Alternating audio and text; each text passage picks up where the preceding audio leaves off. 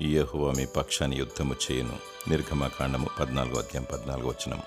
సాతానుడు కయ్యానికి కాలు దువ్వువాడు, గలిబిల్ని రేపువాడు, అపాయమును, అనార్థాలను, అవాంతరమును, అభాండాలను, కీడు, శోధన, శత్రుత్వమును కలిగించువాడు, మరియు జనులను రెచ్చగొట్టి యుద్ధాలను జరిగించువాడు. నేటి చివరి దినాల్లో కక్ష, క్రోధం, మదమత్సరం, అహంకారముతో ప్రతి మానవుడు సై అంటే సై అనే స్థితిలో ఉన్నాడు. వీరందరిలో కలహమును సృష్టించువాడు సాతానుడే.